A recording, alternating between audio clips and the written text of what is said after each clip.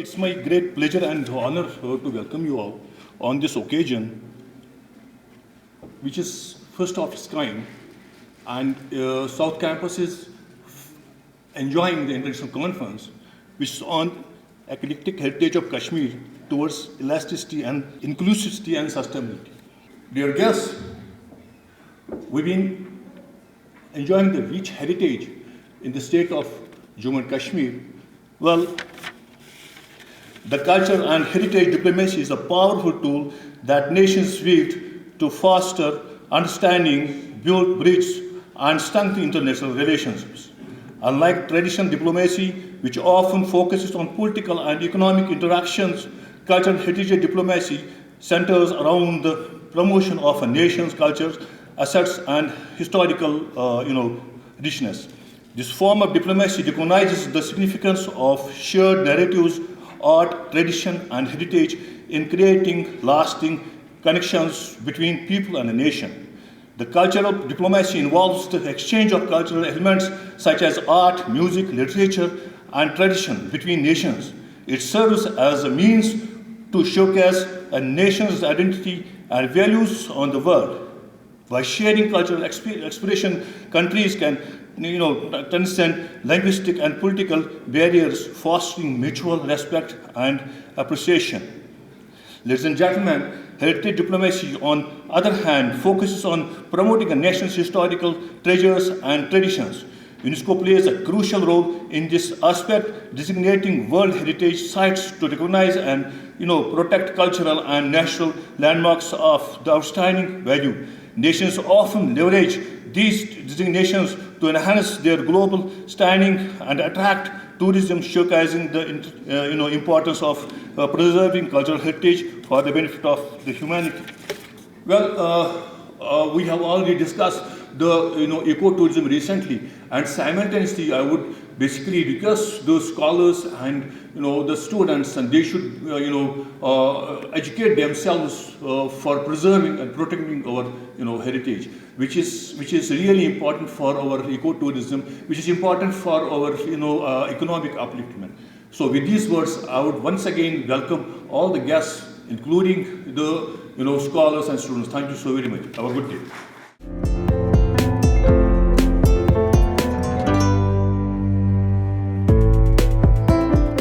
Indeed, a very eye-catchy and need of the hour, the present seminar, that is Eclectic Heritage of Kashmir towards Inclusivity and Sustainability. I am happy that it has been organized in collaboration with ICSSR New Delhi. Delhi, very well said, with little bit of assertiveness. The funds were realized from the particular funding agency. And as I can see, lots of businesses meant for 2 days, and very important ones. Some of them are so important, I think we should further work on them and try to see if we can take some of the takeaways from them. Very much impressed that we are going to talk on heritage tourism in Kashmir, issue, challenges and opportunities. This is the need of the hour, and I would definitely like that we work more on it, so that definitely some of the recommendations are moved forward.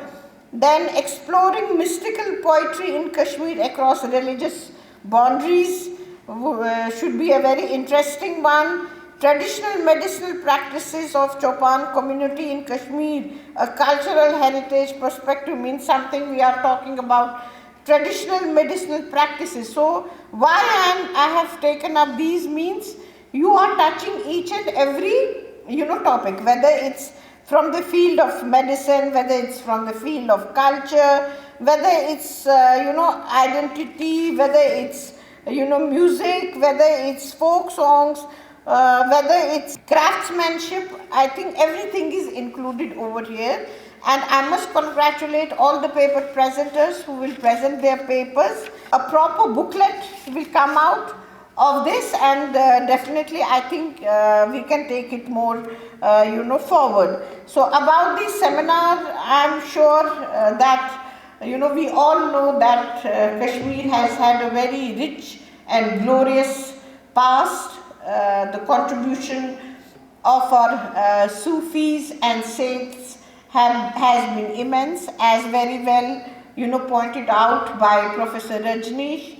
And, see how the contribution of our literature by our saints and by our Sufis is being researched in other, universities. I was so happy to know it, how Shaivism is being studied in other parts of our country. In fact, everything which I would have liked to touch, that's about the literary contribution of our past, pertaining to crafts, pertaining to culture, pertaining to the mindset of our, people, which hold so many religions together. I must say that it was the mindset and it was the simplicity of a people, that all the religions were living together, whether it's Sikhs, whether it's Hindus, whether it's Christians, whether it's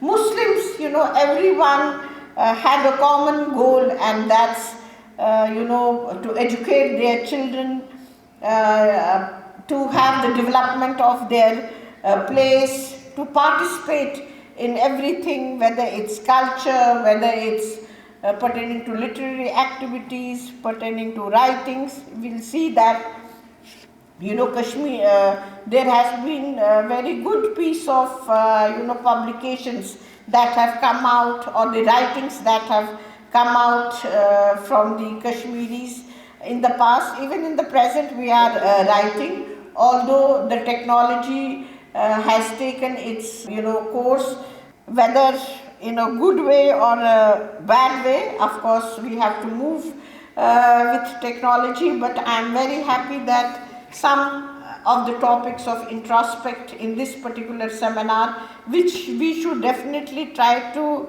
look back and see, why this erosion of different things has been in our place, that's of, whether it's literature, crafts, culture, religion, language, heritage, and how we can restore it for the benefit of our youth, for the benefit of our country, for the benefit of our place.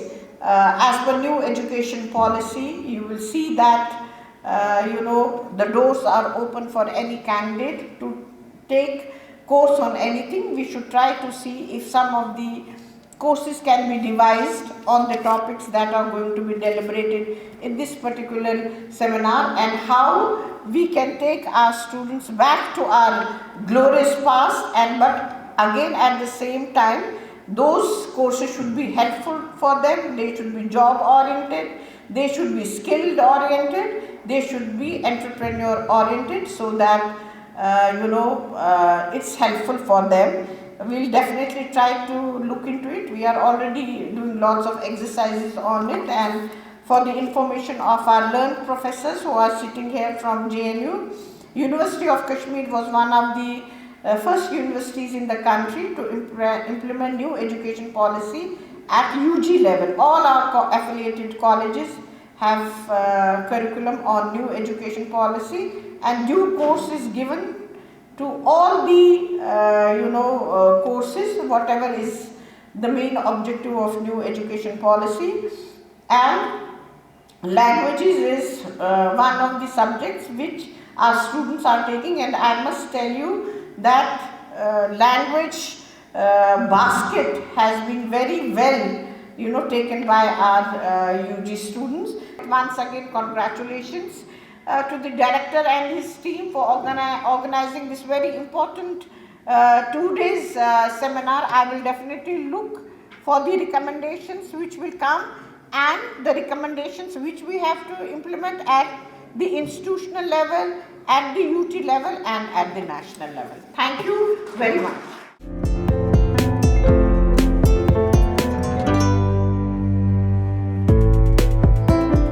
To talk about contribution of this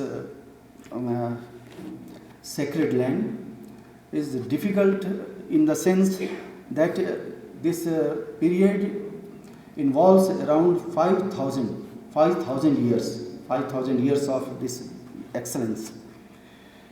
Kalidas, in his Kumar Sambhavam, he gives a beautiful description of this area, and he says that Asti Uttarsyam Dishi Devatma Himalayo Nam Nagadhirajah Purvaparo Toy Nidhi Vagahyam Isthita Pratibhyar Ivaman Danda. This is in Kumar Sambhavam. And he says that in the north part of the country, there is great mountain, greatest mountain in fact, that is Himalaya.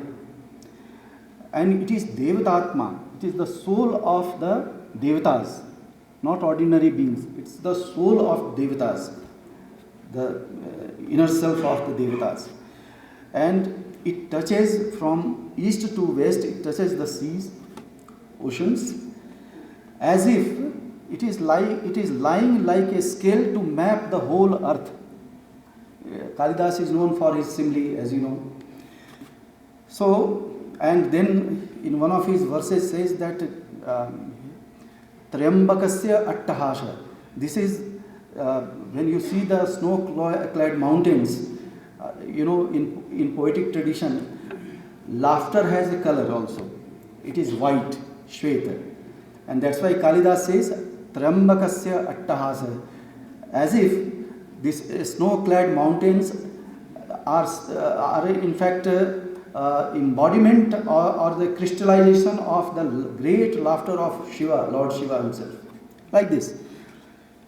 This is the land which has its own Purana. This is called, a special category of Purana is called Sthal Purana, describing a particular geographical area. And this is Neelamat Purana, as you know, by Neela Rishi. This whole land is known as Satisar. We feel, this goes with the legend of Shiva and Parvati, and that's why Sati is the name of Parvati, as you know. Sati Sar, lake of Sati, as it is known. So it is surrounded by mountains. It was filled up with water, and gradually the name of Kashyap Rishi is associated with that. The water was drained and this land immersed.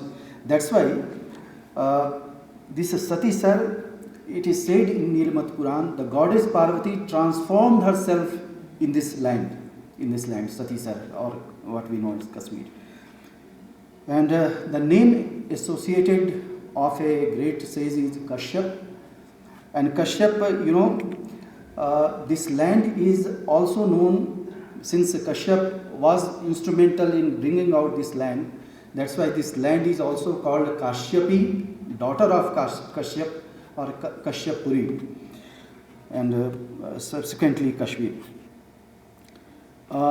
There is a description in this text of Nag dynasty. This again relates to Kashyap. He has two wives. The name of one wife was Kadru, and she has 8 sons. These sons are called Nag. One of them, I just read out a few names you can easily identify. Ananta Nag, we are here. Vasuki Nag, Takshak Nag, Karkot Nag. Emperor Lalitaditya belongs to this dynasty, Karkot. Padmanag, Mahapadmanag, Shankhanag, and Kuliknag. These were the 8 sons. And this is how it goes on. In Sanskrit, mountain is also known as Nag. Na gacchati iti Nagah. That which doesn't move, doesn't go anywhere. And Nag in Kashmiri has meaning that is a spring, spring. So Kausar Nag, Anantanag, like that. This means this is the land where water emerges from the earth. This in Sanskrit it is called Udak, spring coming out of earth. This also relates to this Naga and etymologically also. Vitasta, the very, very important river, Rigvedic river, it is mentioned in Rigved also.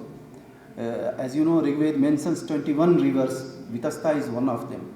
And it emerges out of the triad of Shiva, Bhagavan Shiva. So it's a very ancient place. This area is also known as Sharda Desh. You have Sharda script here, Sharda Desh. And the goddess Sharda, her temple, very, very lustrous, very big temple, was located on the bank of river Krishna Ganga, that is now occupied area.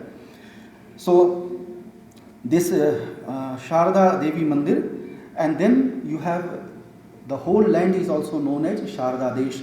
This is the only place in whole India which has the Sarvagya Peeth, a center known for scholarship, known for the excellence. Sarvagya Peeth is the only peeth throughout India that is located in Kashmir in the Sharda temple campus. Whosoever wants to claim as a great scholar, he has to undergo examination there, and the scholars were there to examine. And that's why in deep south area of like Tamil Nadu, Karnataka area, there is still a ritual. We call it Yagyopavit, that is the beginning of education, traditional education. In that there is a ritual that the small kids, when they start learning, they move 3 steps towards north and they say Kashmiran Gachami, I am going to Kashmir to learn, to earn knowledge. And that is why this Sharda Desh is so important, so revered in our culture. Here you have Mahadevgiri, where all these great agamas, great sacred texts were enunciated by Shiva himself. You have Hari Parvat, and you see there is a Shankarpal. Shankarpal might be familiar, I need not say here. On the other side of this great rock, the whole Shiva Sutra, the great philosophical text, was inscribed, and it was discovered by Vasugupta in 8th century. So the text is fortunately with us. It's a wonderful text. So on Mahadevgiri, Shiva preached this great agamas, great text to Rishi Durvasa, and Durvasa to his 3 disciples, Amardaknath, Srinath and Triambaknath. And since then this great lineage comes down to us with Abhinavagupta in 10th, 11th century, and in the 20th century Swami Lakshmanju of Srinagar. So this continued till then. Then you have Kashmir has been, Sharda Lipi, Sharda script, which inspired greatly in the Gurumukhi script. Gurumukhi is deeply associated with this, and all our gurus, they composed the text in this script. 4th Buddhist Council took place here during Kanishka period, and the place is Harvan. It is Shad Rishi Vana, forest of 6 sages. This is how it is known. And another name is Kundalvan. So this is very, very important, and very important is that it was presided by a great Buddhist scholar, Nagarjuna. So Nagarjuna came all the way from Sri Shaila mountain in Andhra to this place. He stayed here, and 4th Buddhist Council was conducted. Sri Nagarjuna, great contribution is his Shunyavada, a philosophy of, not void exactly, philosophy of Shunya. Let us call it Shunya, it cannot be translated. So why to indulge into it? So philosophy of Shunya. It's a land which has a confluence of Shaiv, Shakta, Vaishnav, Buddhism and Sufism. Great Sufis were also here. It's an illustrious lineage of great Shaivacharyas, starting from Trayambaknath to Arunaditya, Varshaditya, and coming to the 18th generation, that is Somananda, in 8th century. And since then, you have the continued tradition till Swami Lakshmanji Maharaj. Abhinav Gupta, of course, one of the greatest Shaivacharyas in this land. It is the source of Nath Sampradaya as well as the Siddha Sampradaya, because all these names which I am enumerating, they were also known as Siddha and Nath, like Siddha Vasugupta Nath, Siddha Abhinav Gupta Nath, like this. We have their designation. We have great saints like Lalleshwari, Lalder, Mata Rup Bhavani, Arnimal, and Lalder need to be mentioned especially because with Lalleshwari, Kashmiri language and literature begins, and it gets a prestige. As Javed ji also mentioned, Kashmir has been the foundation of Indian poetics and aesthetics.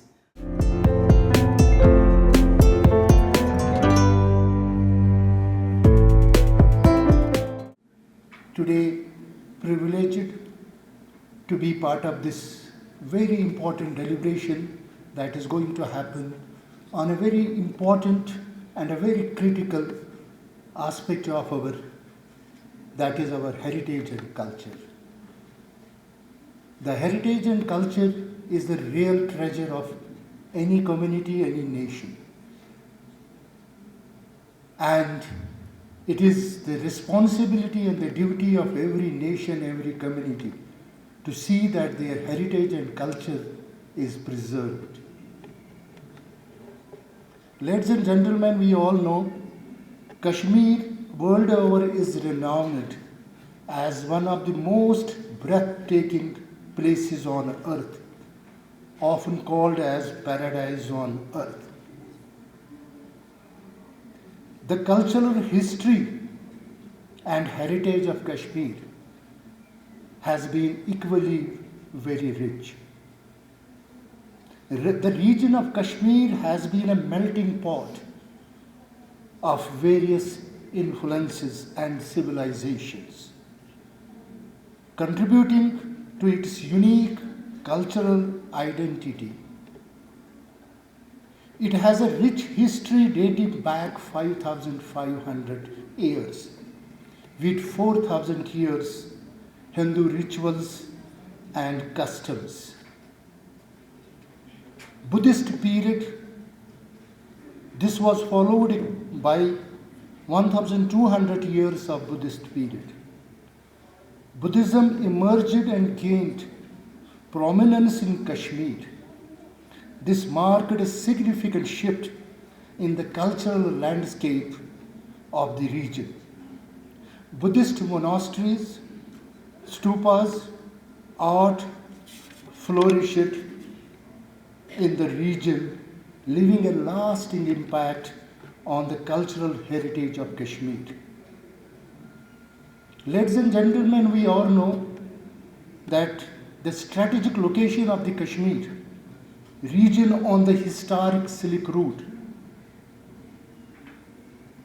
Because of this strategic location of Kashmir, the traders from Central Asia, Persia and other regions often visited the region, bringing with them their traditions, languages and customs, which mingled with the local culture, further enriched Kashmiri's heritage. Kashmir today is also known for the world famous handicrafts. And these handicrafts have been the major source of livelihood to a large number of people here in the Kashmir. And we all know that these handicrafts have been brought by the travelers, the artisans from the Central Asia. And the Kashmir have been cherishing that kind of a relationship with the Central Asia. Islam came to the region around the 14th century through Sufi saints. With the adoption of Islam, Kashmir's cuisine and culture had also evolved. Kashmir has a very rich past. Its heritage is very rich. Its culture is very rich. And the most important part of our culture was the composite culture. You see, the world's largest religions have evolved in this land of peace. But the sad part of our history has been that a rich tapestry of cultural history, including unique clothing, cuisine, music, language, etc., is gradually disappearing in Kashmir. Kashmir's attire has represented the region's identity and heritage for centuries together. But unfortunately, Kashmir attire is disappearing. The younger generations in particular prefer Western style of clothing.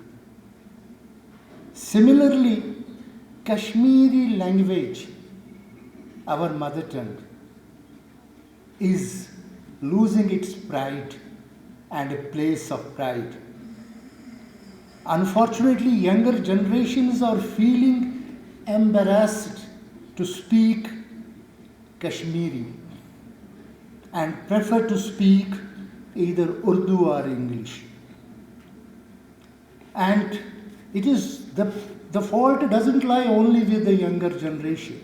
Being a part of this society, I know the fault for all this lies with their parents, who are forcing their children to speak either in Urdu or English. And that is really very unfortunate for our culture and for our heritage.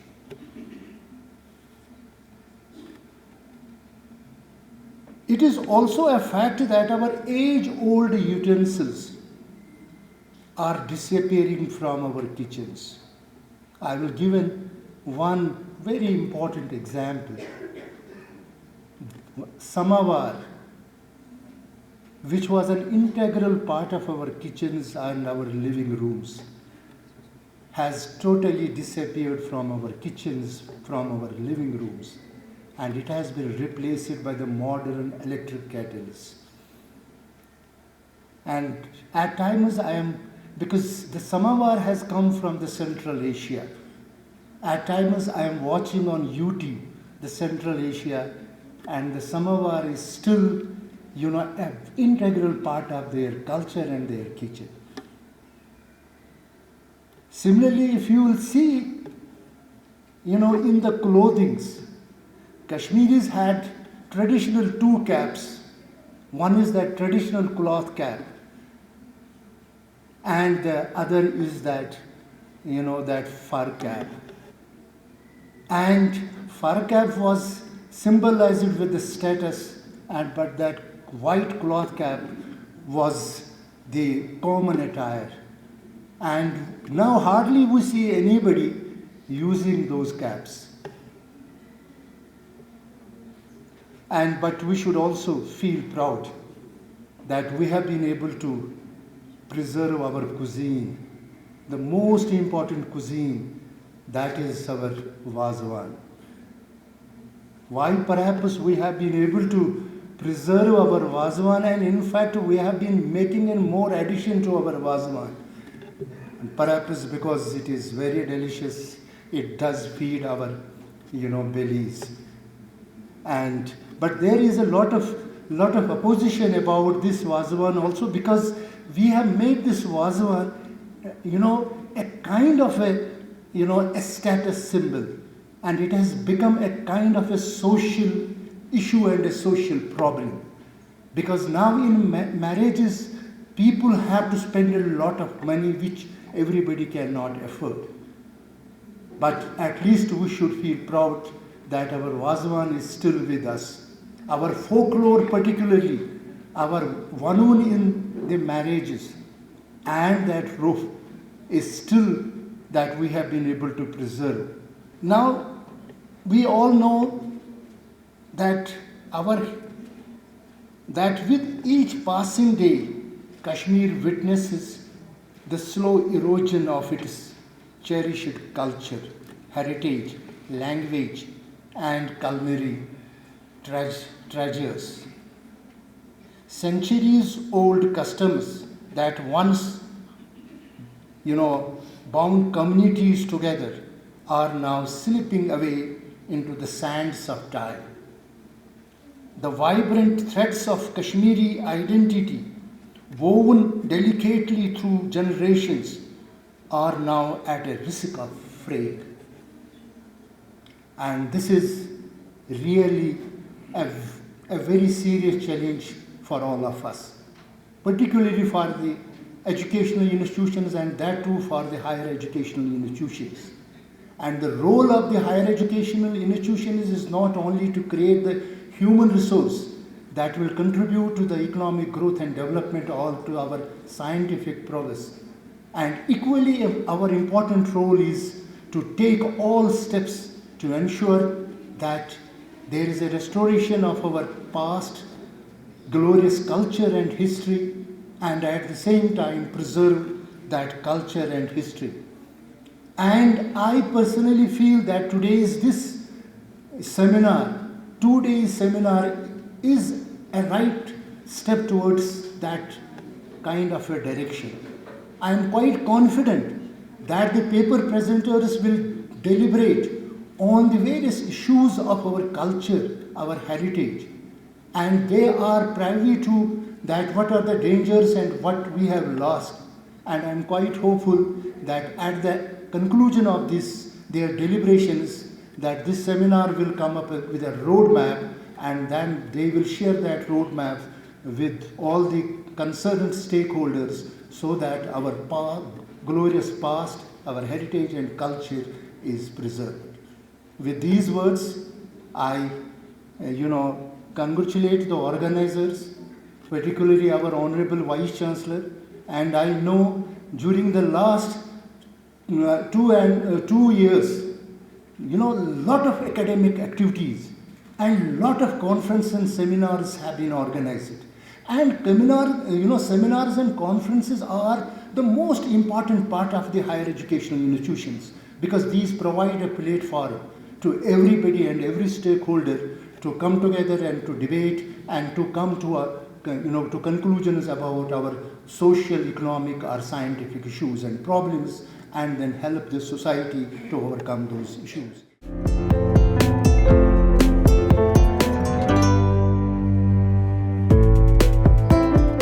Kashmiri heritage is a multi-helical structure. We have the classical Sanskrit poeticians, we have the Buddhist heritage, we have the Islamic tapestry, we also have Sikh heritage of Kashmir. We have, so it is truly, as one of our guests before me said, a melting pot of different cultures. So what we have right now in Kashmir is this intermixture of different cultures.